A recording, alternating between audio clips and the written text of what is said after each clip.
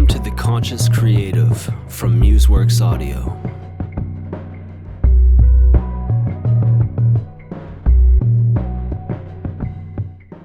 Welcome to vlog number 6 of The Conscious Creative. So today I want to talk about something that kind of goes with the podcast that I recently put out with Carter Lee. He's really into golf, and I'm really into soccer outside of my working hours, and we kind of talked about like the mental I hate saying mental health because it's such a buzzword, but like balance and mental well-being in becoming an artist. There's such a stereotype that artists need to be starving artists, they need to be unhealthy, they need to be unbalanced to create great and powerful work. And part of my mission in the Conscious Creative and with MuseWorks Audio is just to dispel this myth that artists need to be tortured souls to create something beautiful. I don't think it's true. And it frustrates me because I watch artist friends fucking hurt themselves because they think they have to create great art. Which, first of all, I don't think is true. And second of all, it's like, it's not even worth it, I'd rather be happy than be a great artist. But that's beyond the point.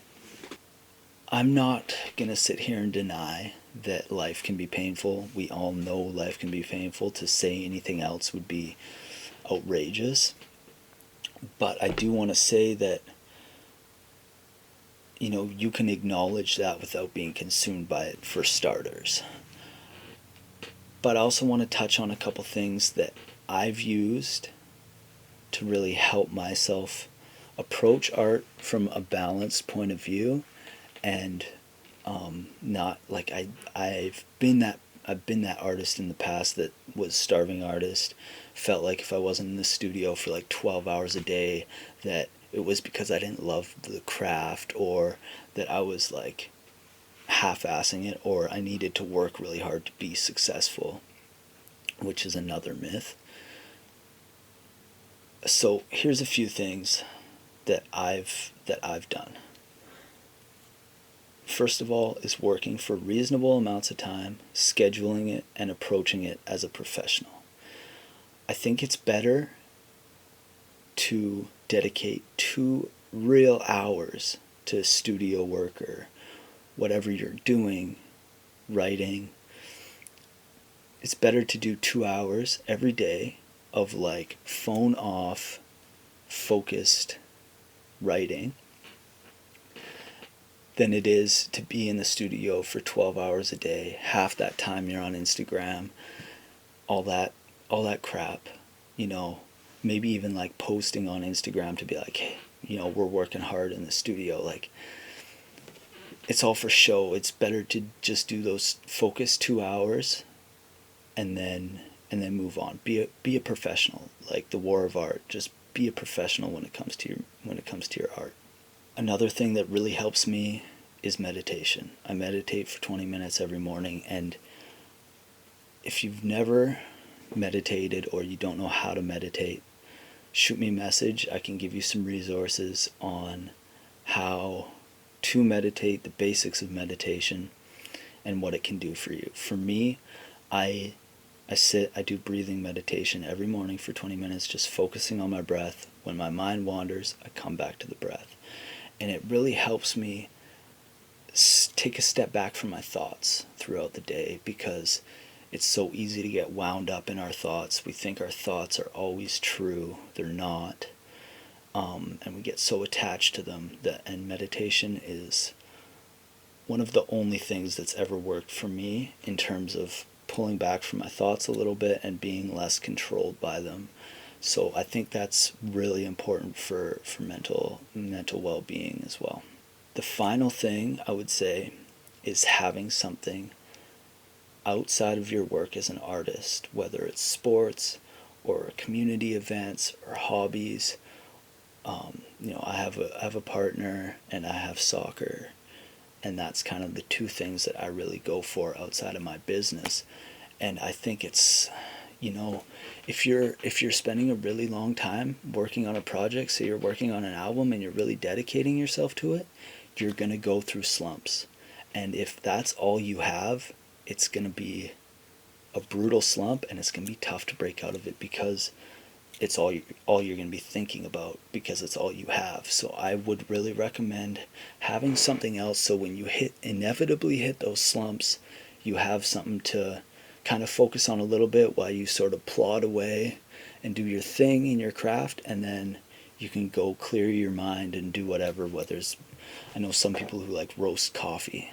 That's what they love to do. A weird little hobby, anything like that will really help you out in the long run.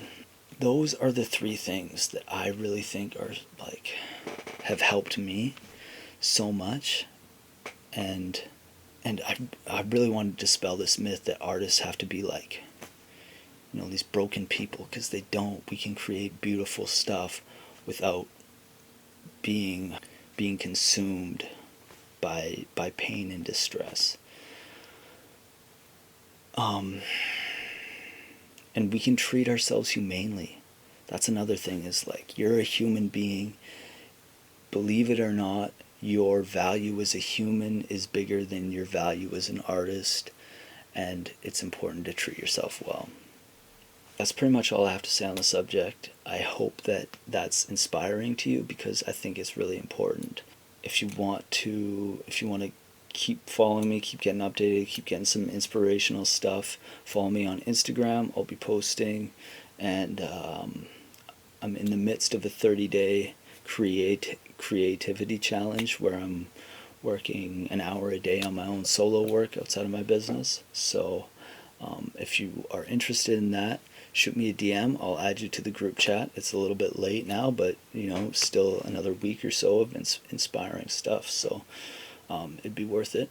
And then I got podcasts coming out weekly, doing the vlogs weekly, and I have a contest open right now for free 3-song EP. So if you want to do some work with me and don't want to pay, you can join that. I have a link in my profile, so just click the link, register, and put your name in the hat for a free 3-song EP. I think that's a pretty rad prize, personally. So I hope that you join and register, and we see if and maybe you'll win, and maybe we'll work together, and that would be cool. Anyways, that's pretty much it. So thanks for listening, and take care.